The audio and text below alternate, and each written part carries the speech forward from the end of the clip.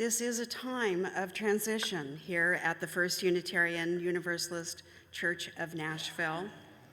Today, you welcomed new leadership for religious education and faith formation of children and youth.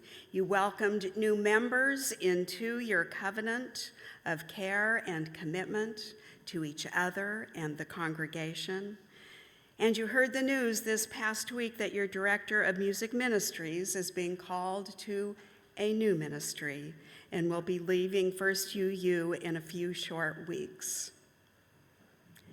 As if that isn't enough, you are also eagerly awaiting next week's announcement from your ministerial search committee revealing who they will be presenting as the candidate to be your next lead minister.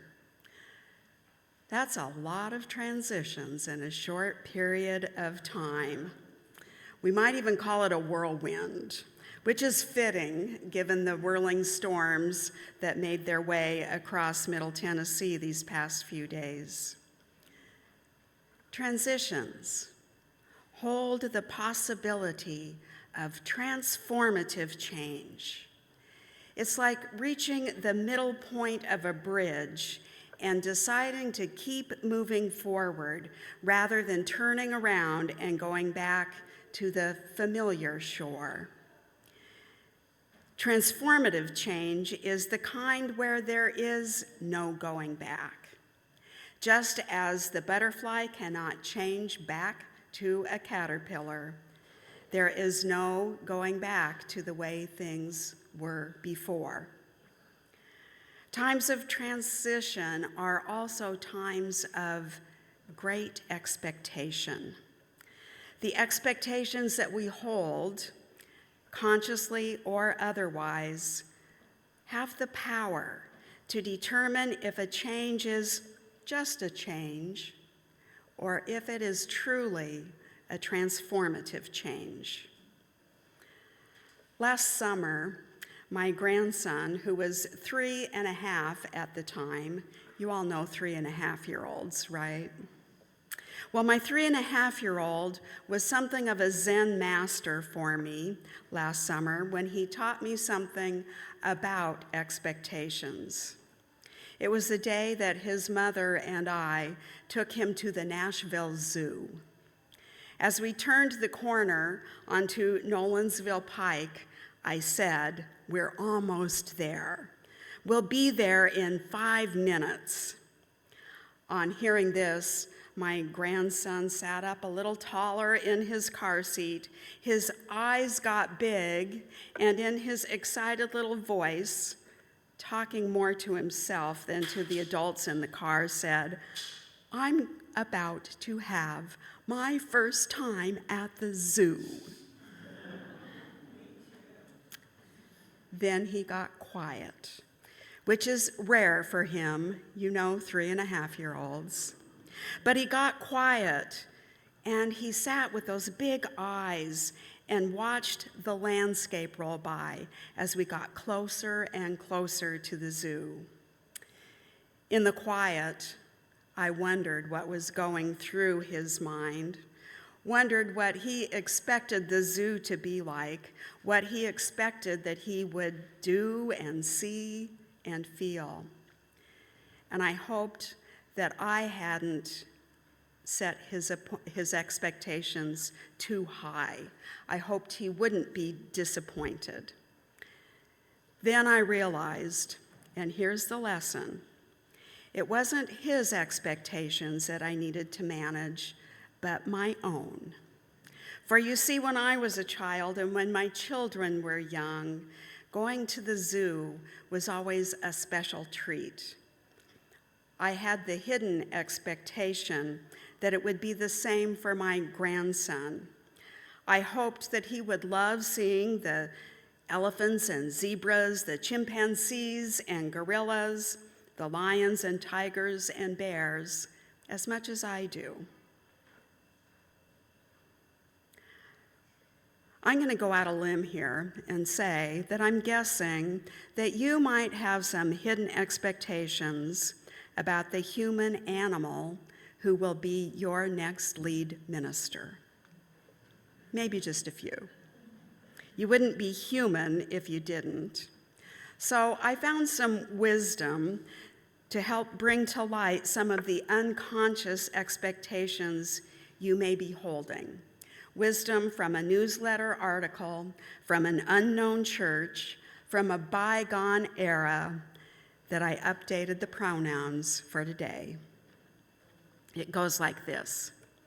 After hundreds of years, a model pastor has been found to suit everyone. She, he, they preaches exactly 20 minutes and then sits down. She, he, they condemns sin, but never hurts anyone's feelings. She, he, they works from 8 a.m. to 10 p.m. in every type of work, from preaching to teaching to counseling to custodial services. She, he, they makes $60 a week, wears good clothes, buys good books regularly, has a nice family, drives a good car, and gives $30 a week to the church. She, he, they also stands ready to contribute to every good work that comes along. She, he, they is 26 years old and has been preaching for 30 years.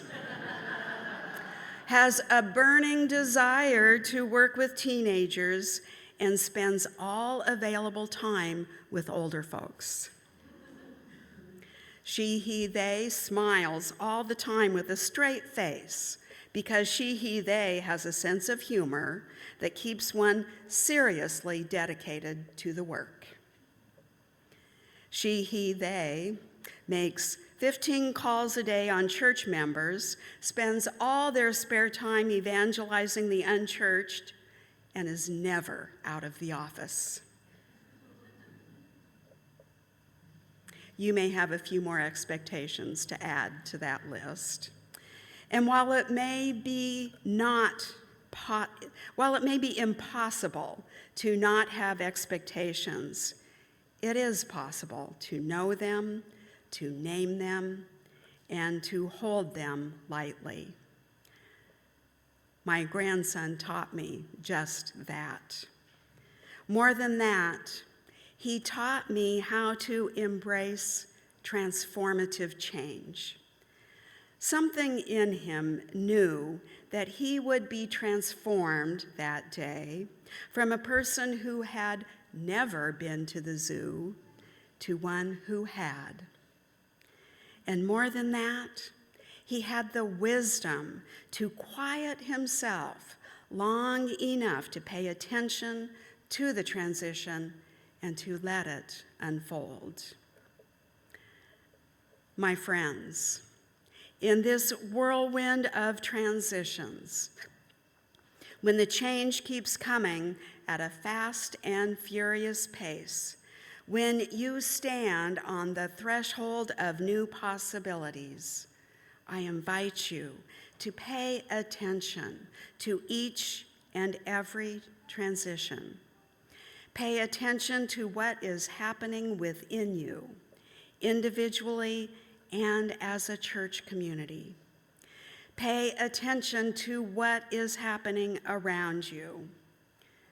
Pay attention so that you can make conscious choices about how you want to be in the world. So you can make conscious choices about what changes to embrace, and in today's world, what changes to resist.